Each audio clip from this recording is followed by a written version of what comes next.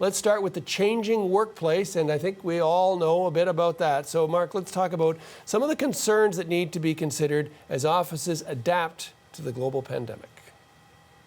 Well, I think obviously the first part is just in terms of how do you get everyone into the building and into your office space and do it in a safe way, how you start taking the kind of protective measures you need to in terms of hygiene, in terms of cleaning up office spaces and socially distancing. And that's gonna be very expensive for some people, and probably you're not going to be able to have the same number of people in the same footprint for quite some time. But on the other hand, I think people will also start to find that, in the early days for the last 6 months, we've had people working remotely, and that kind of works best when you have people who already know each other. So one of the challenges for new businesses is going to be, how do you onboard new people? How do you create those new relationships between colleagues and managers, and how do you do that if it's only online? Now, some people are getting hired online, but it's a strange way to begin a new working experience, and so I think all of those things are going to pose challenges as we go forward. Gareth, when all this started, people worked remotely, and people were quick to do that in virtually every business. And then there was talk that, we'll never have to go back to the office, and now some are getting a little sick of working remotely. So what's your take on whether the pandemic may change the way we work permanently? Great question, because I'm a pretty independent guy, and I absolutely had no problem working from home. But I will admit, now that we're 6 months into this, I've been saying the COVID routine's starting to get a little stale, mainly because most of us really can't get away, go on vacation, take a break, and get away from our home, so to speak, as much as we used to in the past.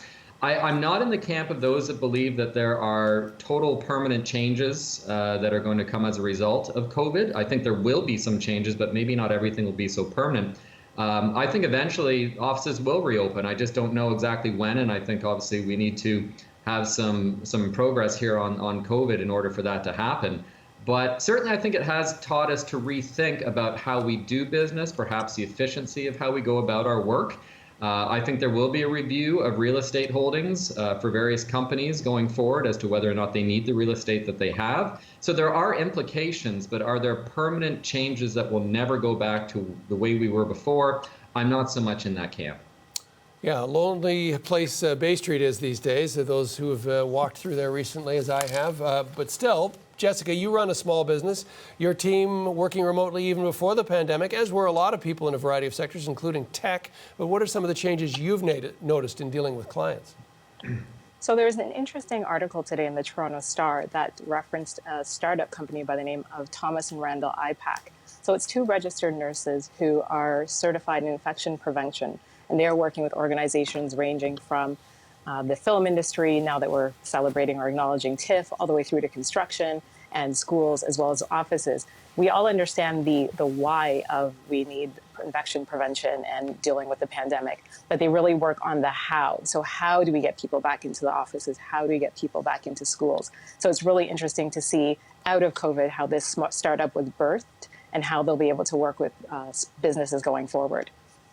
Okay, all of that's something to watch, but something else we're watching is a story first reported by CNBC. Earlier this month, Google gave its employees an extra day off. The goal, to help prevent employee burnout as workers continue to grapple with the impact of the pandemic. Gareth, you're saying getting a little tired of the work from home all the time. What do you make, though, of a day dedicated? And maybe larger issue around here is, what do you make of companies reaching out and taking action because of concerns about collective well-being?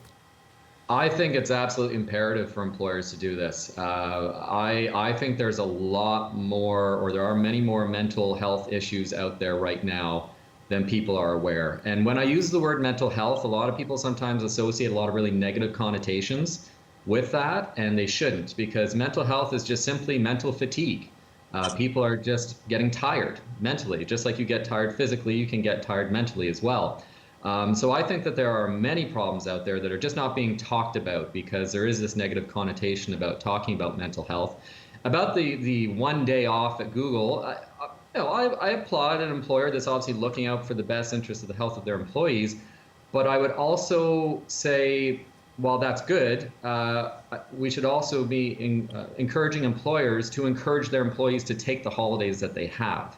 That can be a problem. Sometimes there's always pressure, especially during a pandemic. You might feel like it's wrong for you to take time off. It's wrong for you to take a holiday while a pandemic is on, when in fact it's absolutely normal and should actually be done. In fact, employers, I think, should be forcing and making sure that employees are taking their full holiday allotment because of the fatigue that I think people are experiencing. Maybe they're not even realizing it.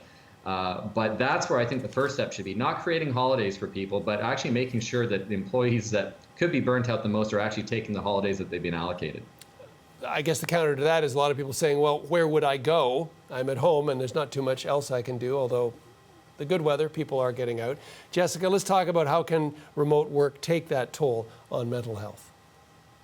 Well, there's been some interesting studies, one by the National Alliance of Health Purchaser Coalition, where they spoke not just to giving employees times off, but providing them with tools and resources. So for small businesses or startups like my own and other organizations where employees are working remotely, beyond just having time off, giving them resources like digital psychologists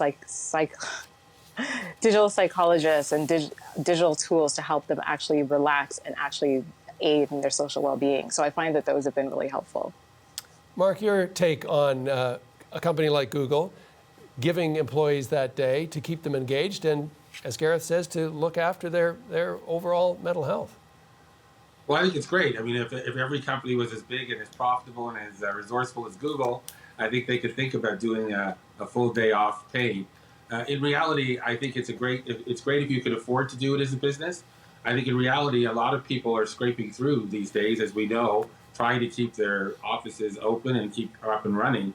And so I think what managers and business managers have to do is try to figure out a way informally to try to help identify those employees who need some time off and be sympathetic to it. But I would hate to create more stress on the part on managers who've been very stressed out, feeling that they need to match one of the richest companies in the world in terms of what they're able to offer in terms of their aid to their employees.